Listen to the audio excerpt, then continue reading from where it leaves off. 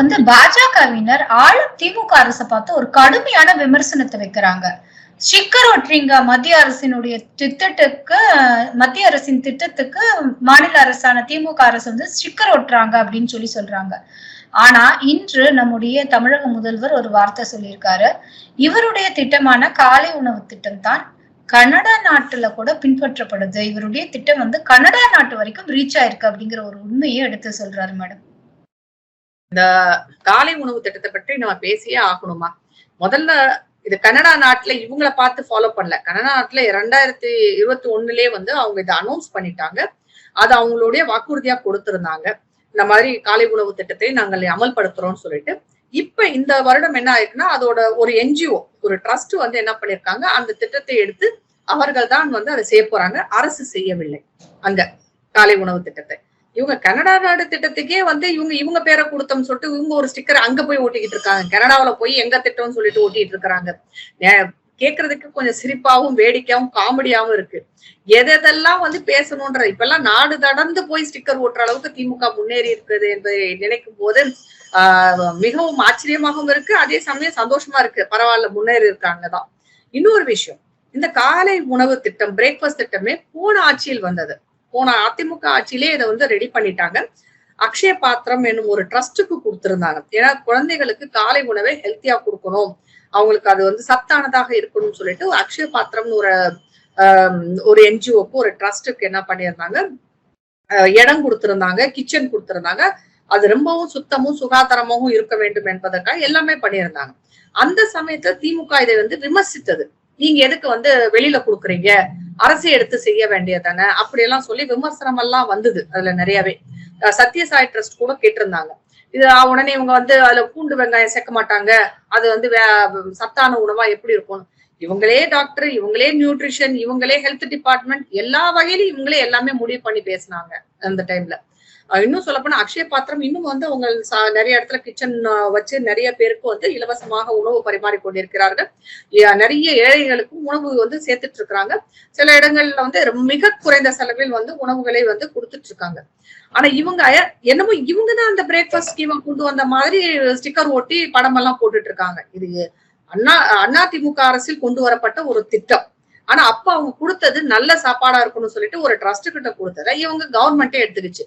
சரி, கவர்மெண்ட் எடுத்து அது நல்லபடியா போகுதான்னு பாத்தீங்கன்னா, நிறைய இடங்களில் குழந்தைகள் அந்த உணவை வெளியே கூட்டிட்டு இருக்கிறாங்க, நல்லா இல்லைன்னு சொல்லிட்டு. நிறைய இடத்துல கம்ப்ளைண்ட்ஸ் வருது, சரியில்லை அப்படின்னு சொல்லிட்டு.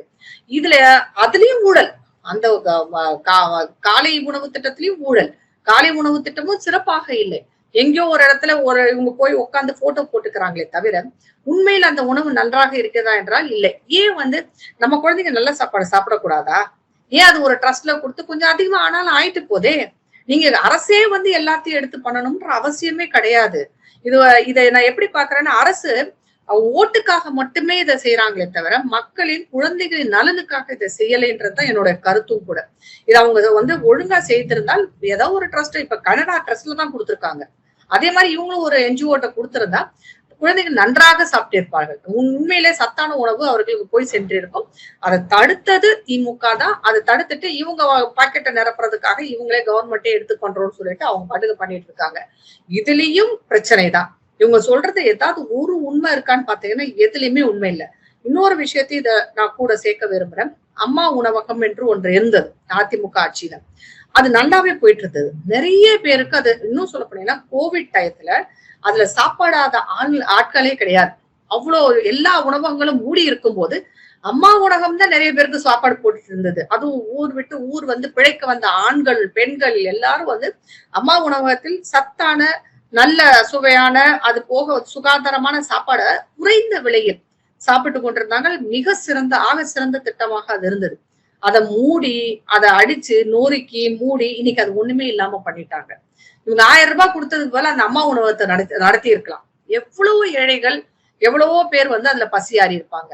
நல்ல திட்டங்களை எல்லாம் இவங்க பேர் அது இன்னொரு அடுத்த ஒரு விஷயம், கீழாம்பாக்கம் பஸ் ஸ்டாண்ட வந்து அதிமுக தான் ஒரு நல்ல திட்டத்தை அடிச்சு ஒடிச்சு நொறுக்கிட்டாங்க. அவங்க ஆரம்பிச்சதுல மோசமான திட்டமே அந்த கீழாம்பாக்கம் பஸ் ஸ்டாண்ட். அதுக்கும் ஸ்டிக்கர் ஒட்டி நாங்க தான் அப்படின்னு சொல்லிட்டு இருக்காங்க. இன்னைக்கு அதோட விளைவு என்னன்னா, ட்ரெயின்ல வந்து இப்ப உங்களுக்கு டிக்கெட்டே கிடைக்காது. அதிகமான பயணிகள் ட்ரெயின்ல வந்து போக ஆரம்பிச்சிருக்காங்க. ஏன்னா இவ்வளவு தூரம் கிளம்பாக்கத்துல போய் பஸ் ஏற முடியாதுன்னு சொல்லிட்டு நிறைய பேர் வந்து ரயில்வேக்கு ட்ரெயினுக்கு மாறிட்டாங்க. அப்படியே ரயில்வேயோட வருமானத்தை உயர்த்தி விட்டது மட்டும்தான் இவங்க செய்தது. இப்ப என்ன ஆகுது, ஸ்டேட் கவர்மெண்ட்டுக்கு பஸ்னால வர்ற அந்த வருமானம் பாதிக்கத்தானே செய்யுது. இது மக்கள் வந்து பாதிப்படைகிறார்கள். மக்களுக்கு ஏகப்பட்ட கஷ்டங்களை கொடுத்திருக்காங்க. இது வந்து பாத்தீங்கன்னா நல்ல திட்டங்களே ஒழிச்சிடுறாங்க, மோசமான திட்டத்தை அவங்க பேரை போட்டு ஸ்டிக்கர் ஒட்டி அதுவும் கேவலமாகத்தான் போய் கொண்டிருக்கிறது. எல்லா வகையிலும் பாத்தீங்கன்னாலும் இவங்களோட திட்டங்கள்ல எது நல்லதுன்னு என்னால உண்மை சொல்றதுக்கே இல்ல. இதுல மத்திய அரசின் மீது மாநில அரசு ஒரு வழக்கு தொடர்ந்திருக்காங்க இந்த புயல் நிவாரண நிதி சம்பந்தமாக. அதற்கு வந்து மத்திய நிதியமைச்சர் நிர்மலா சீதாராமன் சொல்லியிருக்காங்க, நாங்க ஆல்ரெடி 900 கோடி உங்ககிட்டயே இருக்க ஃபண்டு இந்த மாதிரி இது மாதிரி பேரிடர் அந்த மாதிரி சமயத்துல உதவி செய்வதற்காக. அதை தாண்டி நாங்க ஒரு 5000 கோடி கொடுத்திருந்தோம். இந்த 5000 5200 அதை வந்து நீங்க கரெக்டா செலவு செஞ்சிருந்தீங்கன்னா இந்த 900 கோடிக்கு வேலை இருக்காதே, ஏன் அதை கரெக்டா செலவு செய்யலன்னு சொல்லி கேக்குறாங்க மேடம். மாநில அரசு என்ன பண்ணிருக்காங்க, இப்ப உச்ச நீதிமன்றத்தையும் அணுகி இருக்காங்க. எங்களுக்கு இந்த மாதிரி பாதிக்கப்பட்டிருக்கோம், அதனால உண்மையில பாதிக்கப்பட்ட மக்களாகிய நாம் வாய திறக்காம உட்கார்ந்துட்டு இருக்கிறோம். எந்த பாதிப்பு என்ன ஆச்சுன்னு நமக்கு ஒண்ணுமே தெரியல. இங்க பழையபடிக்கு எல்லாரும் நார்மல் லைஃபுக்கு போயிட்டு இருக்கோம். அடுத்த வெள்ளம் வர்ற வரைக்கும் நம்ம இப்படிதான் இருக்க போறோம். 2015 வந்த வெள்ளத்தை விட இது ஒண்ணும் பெருசு கிடையாது. அப்போ வந்ததுதான் மிக கடுமையான வெள்ளம். அப்ப மிக பெரிய பாதிப்பு அடைந்தது. எல்லாரும் உதவி பண்ணாங்க, மத்திய அரசும் வந்து உதவி பண்ணுச்சு.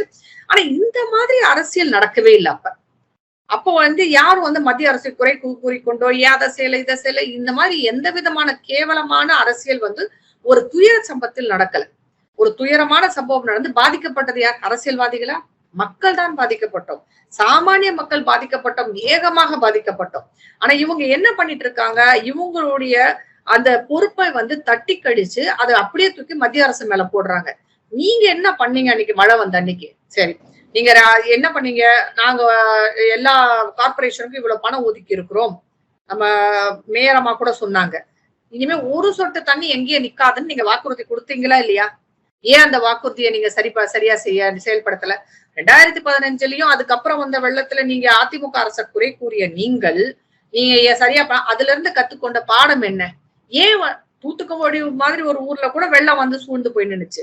நம்ம ஊர்ல வந்து இந்த தடவை வெள்ளம் தண்ணி கம்மியா இருந்ததுனால தப்பிச்சோம். ஆனா எத்தனை நாள் வடியவில்லை, தண்ணி வடியாம எவ்வளவு பெரிய, அதான் இந்த தடவை தான் பாதிப்பு வந்து அடித்தட்டு மக்கள் மட்டும் இல்ல, மேல்தட்டு மக்களும் பாதிக்கப்பட்டார்கள். அந்த அளவுக்கு மோசமா. அப்படின்னா உங்களுக்கு வடிகால் நீங்க அமைச்சதெல்லாம் வந்து சரியா அமைக்கலையா? நீங்க சொன்னீங்க இல்லையா, நாங்க இவ்வளவு கோடி செலவு பண்ணி நாங்க வடிகால் இதெல்லாம் போட்டுட்டோம், மழை நீர் வடிகால் போட்டிருக்கோம்னு சொன்னீங்க. சாக்கடை தூர்பாரப்படவில்லை. இவங்க ரோடு தோண்டினதெல்லாம் மூடல. இவங்க இந்த இதுல போய் சேரும் இல்லையா, வடிகால்கள் எல்லாம் வந்து கால்வாய்களில் போய் சேரும் இடத்துல அதை வந்து தூர்வாரி அதை சேர்ற மாதிரி பண்ணணும். அந்த முகப்பு துவாரங்கள் எல்லாமே அடைச்சு போயிருந்தது. இதெல்லாம் கடலுக்கு போகணும், கடல்ல போய் சேர்ற இடத்துல அந்த முகப்பு துவாரங்கள் எல்லாத்தையும் நீங்க வந்து சரி பண்ணிருக்கணும். எல்லாமே எதுவுமே சரி பண்ணாம இங்க வெள்ளம் வந்து மக்கள் பாதிக்கப்பட்டதுக்கு அப்புறம் இன்னும் நீங்க வந்து மத்திய அரசை குறை கூறி கொண்டிருப்பது மிகவும் மோசமான செயல். அது போக அங்க இருந்து உடனே இவங்க நிர்மலாமா சொன்ன மாதிரி முதல்ல ஒரு தவணையாக பணம் வந்தது. அதுக்கப்புறம் அவங்களே சுற்றுப்பயணம் செய்தார்கள், எல்லா இடத்துலயும் வந்து பார்த்தாங்க எவ்வளவு பாதிப்பு ஏற்பட்டு இருக்கிறது என்பதை அறிந்து கொண்டு அதற்கான பணம். இன்னொன்னு இந்த பாதிப்பு வந்து சென்னையில இருந்தது, அப்புறம் தூத்துக்குடி தென் மாநிலங்கள்ல மாவட்டங்கள்ல கொஞ்சம் இருந்தது. அதற்கான பணத்தை அவர்கள் ரிலீஸ் பண்ணிருக்காங்க. இவங்க கேட்கிற 37,000 கோடியை எதுக்கு கொடுக்கணும்? 37,000 கோடிக்கு வந்து நீங்க கணக்கு காமிக்கணும் இல்லையா? பணம் என்பது வந்து மத்திய அரசு கொடுக்க வேண்டும் என்றால் 37,000 கோடிக்கு என்ன நடந்துச்சு, ஏது நடந்துச்சு, அதுக்கான ரிப்போர்ட் சரி மக்களிடம் சமர்ப்பிக்கட்டும். அவங்ககிட்ட கொடுக்கல, மக்களிடம் நீங்கள் சமர்ப்பீங்கள். ஒரு வெள்ளை அறிக்கையாக இவ்வளவு இது நடந்துச்சு, இவ்வளவு பாதிப்பு வந்தது, இங்க பாதிப்பு, இதுக்கு இவ்வளவு செலவாச்சுன்னு இவங்க வந்து ஒரு வெள்ளை அறிக்கையாக கூட வீட்டுக்கு 6,000 கொடுத்ததுல வந்து அந்த 37,000 கோடி வருமா மேடம்? வீட்டுக்கு 6,000 கொடுத்தது இல்லையே, அவங்க வந்து அதெல்லாம் வந்து சொல்லவே மாட்டேங்கிறாங்க. ஆனா அந்த 6,000மும் வந்து மத்திய அரசு கொடுத்தது தானே, இவங்க கொடுத்தது இல்ல. இப்ப இவங்க என்ன சொல்லிட்டு இருக்காங்கன்னா, நாங்க வந்து கடன் வாங்கணும் அப்படின்றாங்க. ஃபண்ட் வந்து இன்டர்நேஷனல் பேங்க்ல இருந்து நாங்க கடன் வாங்கணும் அப்படின்னு சொல்றாங்க இவங்க. ஆனா அது அந்த 6,000 ரூபாயிலேயே ஏகப்பட்ட குளறுபடி, அது வேற விஷயம். அது நிறைய பேருக்கு போய் சேரவே இல்லைன்றதுதான் வந்து நிறைய பேர் சொல்றாங்க. யாருக்கு தேவைப்பட்டதோ அவங்களுக்கு போய் சேரல, யாருக்கு தேவையில்லையோ அவங்களுக்கெல்லாம் போய் சேர்ந்தது அப்படின்னு சொல்லிட்டு இது எல்லாமே மத்திய அரசின் உதவியோட தான் செய்றாங்க. இன்னொன்னு இது இந்த நேஷனல் டிசாஸ்டரா வந்து இதை அனௌன்ஸ் பண்ணணும். ஸோ அப்படி பண்ண முடியாது. இது என்ன ஒட்டுமொத்த மாநிலமும் பாதிக்கப்படவில்லை, சில குறிப்பிட்ட பகுதிகளில் பாதிக்கப்பட்டதுனால. அப்புறம் டிசாஸ்டர் ஃபண்டுன்னு ஒண்ணு ஏற்கனவே வச்சிருந்து அதுல எல்லாரோட ஸ்டேட்ஸும் வந்து அதுக்கான கான்ட்ரிபியூஷன் கொடுத்து அந்த ஃபண்டுல இருந்து தான் எல்லாமே வருது வேற. அதையும் ரிலீஸ் பண்ணிருக்கிறாங்க, உங்களுக்கு வந்திருக்கு அந்த ஃபண்டும். ஸோ எல்லா ஃபண்டும் வந்தாலும் இப்ப வந்த காசுல நீங்க என்ன பண்ணீங்கன்றது ஒரு கேள்வி இருக்கு இல்லையா? அந்த கேள்விக்கு இன்னைக்கு வரைக்கும் நமக்கு பதிலே கிடையாது. தூத்துக்குடியில இன்னைக்கும் சில கிராமங்கள், பாதிக்கப்பட்ட கிராமங்கள் இன்னும் அப்படியேதான் இருக்கு. இவங்க எதுவுமே பண்ணல. ஆனா சொல்றது மட்டும் நாங்க இதை பண்றோம் அதை பண்றோம், இல்ல மத்திய அரசு எங்களுக்கு கொடுக்கவில்லை என்று மத்திய அரசின் மேல் இவர்கள் பழி போடுவதில் தான் குறியாக இருக்கிறார்களே தவிர மக்கள் நலனை நினைத்து மக்களுக்காக ஒரு வேலையை செய்வதற்கு இவர்கள் தயாராக இல்லை. நீங்க என்னெல்லாம் அதிமுக அரசு மேல் குற்றம் சாட்டினீர்களோ இன்றைக்கு நீங்கள் என்ன வித்தியாசமாக செய்து கொண்டிருக்கிறீர்கள்? அவங்களாவது ஏதோ மத்திய அரசோட இணக்கமா போய் ஏதோ வாங்கி செஞ்சுட்டு இருந்தாங்க, கோவிட் சமயத்திலும் சரி முன்னாடியும் சரி, அந்த வெள்ள சமயத்துல. நீங்க மத்திய அரசோட எதற்கெடுத்தாலும் போட்டி போட்டுக்கொண்டு சண்டை போட்டுக்கொண்டு மக்களை தான் வந்து கஷ்டப்படுத்திட்டு இருக்கீங்க. உச்ச நீதிமன்றத்துல போயிட்டு இனிமே அவங்க என்ன தீர்ப்பு கொடுக்க போறாங்கன்றதை இனிமேதான் பார்க்கணும். நீங்க இந்த கேரளா அரசுக்கு கொடுத்த தீர்ப்பு நமக்கே தெரியும். மாநிலம் மத்திய அரசும் சண்டை போடாது, ஒவ்வொரு மாநில அரசும் இந்த மாதிரி கேட்டுச்சுன்னா மத்திய அரசு எங்க போகும்? மத்திய அரசு பணமும் நம்ம கிட்ட இருந்து வரியா போற பணம் தான். இது ஒண்ணும் அவங்க தனியா வந்து ஒன்னும் அச்சடிச்சுக்கிட்டு இங்க நம்மகிட்ட கொடுக்கல. எல்லாமே வந்து மக்களின் பணம். மக்களின் பணம் தான் மத்தியிலும் இருக்கு, மாநிலத்திலும் இருக்கு. அதை புத்திசாலித்தனமாக செலவு செய்வதுதான் நல்லது. இவங்க மேல இன்னொரு குற்றச்சாட்டையும் வச்சிருக்காங்க. எப்படின்னா அது வந்து கேட்டிருக்காங்க, மத்திய அரசு இவங்க கிட்ட விளக்கம் கேட்டிருக்காங்க. பட்டியலின மக்களின் நலனுக்காக அனுப்பப்பட்ட நிதியை இவர்கள் வந்து இந்த இது ஆமா பெண்களுக்கு கொடுத்த நிதியில நீங்க யூஸ் பண்ணிருக்கிறீங்க அப்படின்னு கேட்டு விளக்கமே கேட்டிருக்காங்க. அப்ப பட்டியலின மக்களுக்கு கொடுத்ததை நீங்க எப்படி யூஸ் பண்ணலாம்?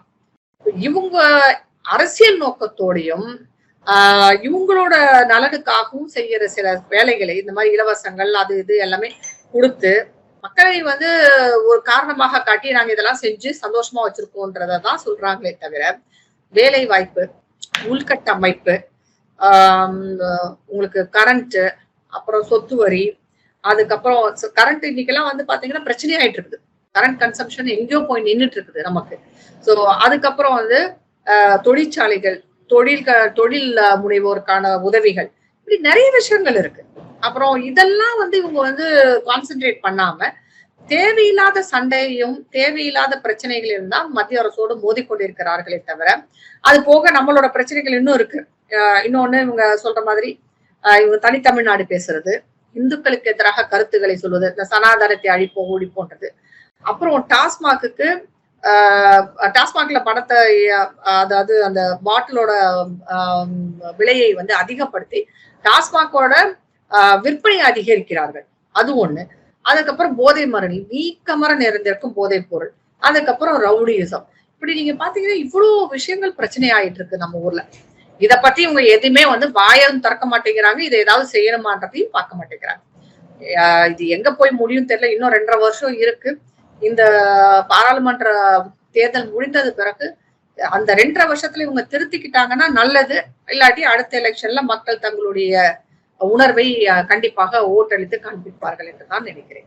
நன்றி மேடம். இத்தனை நேரமும் அழகாகவும் தெளிவாகவும் அருமையாக நிறைய விஷயங்களை எங்களுக்காக எடுத்து சொன்னீங்க. மீண்டும் நல்லதொரு சந்திப்பில் சந்திக்கலாம். நன்றி, வணக்கம் மேடம். நன்றிமா.